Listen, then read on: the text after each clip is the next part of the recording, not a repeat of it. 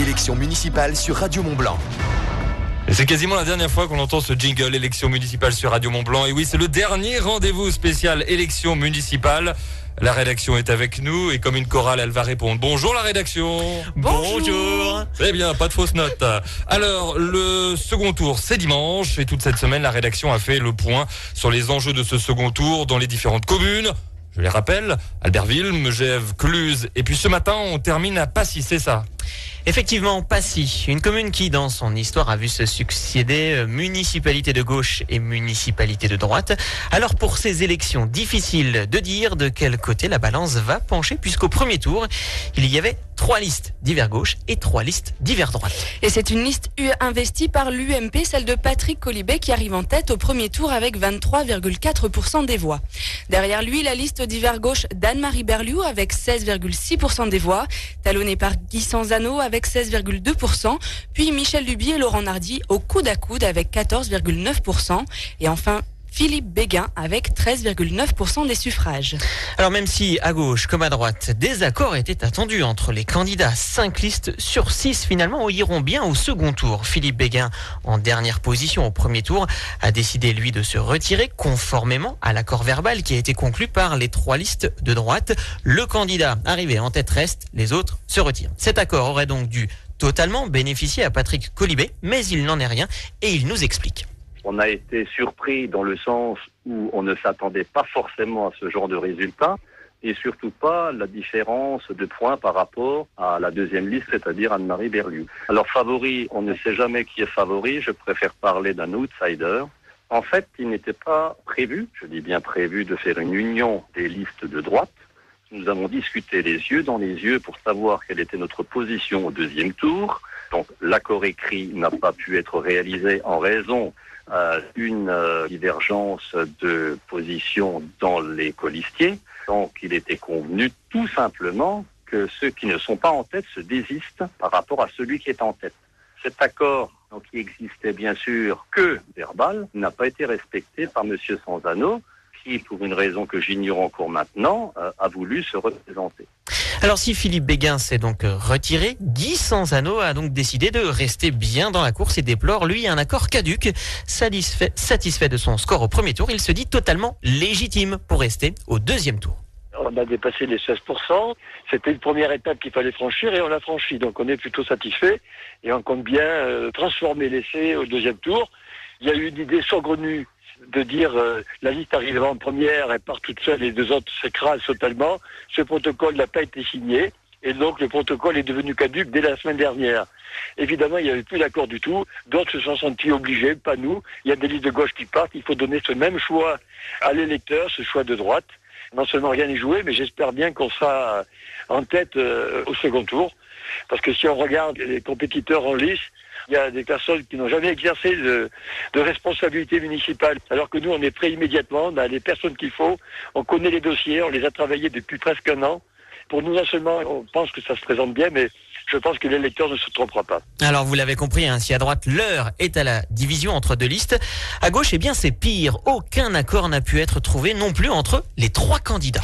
Anne-Marie Berliou, arrivée en deuxième position au premier tour et en tête des listes de gauche, a bien tenté des négociations lundi avec Laurent Nardy et Michel Duby, mais sans succès. Monsieur Nardy nous a répondu en disant qu'il hésitait à se présenter ou pas, mais que sa liste était opposée à une alliance.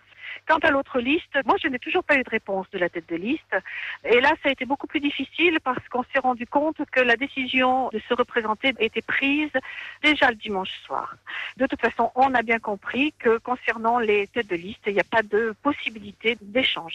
C'est dommage parce que je pense qu'il y avait une réelle chance de rassembler, surtout quand on voit ce qui se passe avec les 2 listes de droite, on a une vraie chance, à mon avis, de rassembler.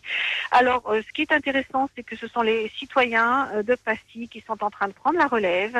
Bon, d'abord, qui sont relativement en colère de voir qu'on n'arrive pas à faire une union et qui demandent effectivement de se reporter sur la liste qui est en premier sur les scores. Alors donc un accord à gauche a échoué, mais pour certains, quand même, la liste d'Anne-Marie Berliou est bien trop associée au Parti Socialiste et à la gauche gouvernementale, comme le dénonce Laurent Nardy.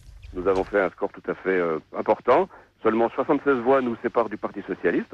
Et donc, nous avons décidé de maintenir notre liste parce que nous n'avons pas trouvé dans les autres listes les idées que nous défendons. Et en particulier, nous avons des divergences fondamentales avec la liste conduite par Anne-Marie Berliou, qui représente la politique gouvernementale et qui, dans son programme local, ne présente pas d'alternatives crédibles et de changements. Partout en France, le Parti socialiste subit un désaveu électoral sévère.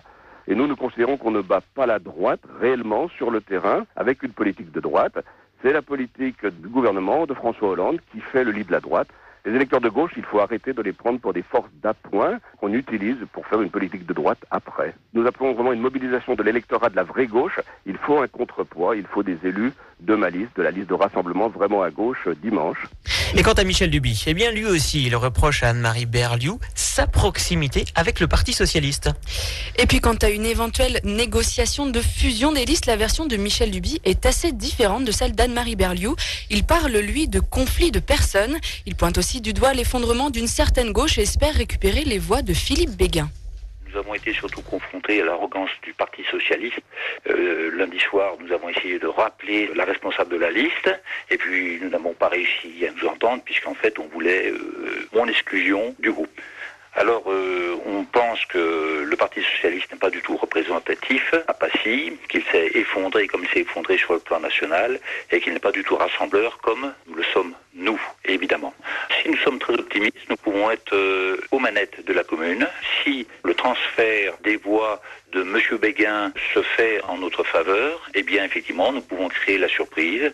Ce n'est pas du tout absurde. Nous sommes les seuls à pouvoir créer un rassemblement dimanche, en étant bien éloignés des attaques incessantes du Parti socialiste et des stratégies politiciennes de bas niveau que nous voyons actuellement à droite comme à gauche. Alors donc à Passy, eh bien suite au résultat du premier tour, la droite semble avoir une petite longueur d'avance. Mais rien n'est vraiment certain. Les tractations d'entre-deux tours n'auront mené à rien et ce deuxième tour dimanche ressemble finalement à un nouveau premier tour. Difficile de savoir qui fera donc la différence dimanche soir. Et rendez-vous dimanche dès 19h sur Radio Mont-Blanc. Nous serons en direct des communes de Passy, Megève, Cluses et La Roche-sur-Foron avec des envoyés spéciaux pour vous donner les résultats en avant-première. Et puis lors de cette soirée dimanche, avec notre consultant Jean-Paul Roudier, ancien journaliste du Dauphiné Libéré, nous vous donnerons également les résultats de Taninges, Arrache, Albertville, Annecy ou encore Annemasse, et même la commune du Reposoir. Rendez-vous donc dimanche 19h sur Radio Mont-Blanc. Et on n'oublie pas également les réseaux sociaux pour suivre en temps réel les résultats. Facebook et Twitter, maintenant on peut le dire, parce qu'avant on pouvait pas le dire, fallait pas le dire à Facebook et Twitter, sinon on prenait une amende, là on peut le dire, donc je le répète, Facebook et Twitter. Et effectivement, Radio Mont-Blanc est sur Facebook et Twitter. Facebook et Twitter. Merci Pauline Chatanier. Facebook et Twitter. Voilà. Là, faut être clair. Merci Pauline Chatanier. Merci, à dimanche 19h. À dimanche Sébastien Vonneau également, merci. À dimanche.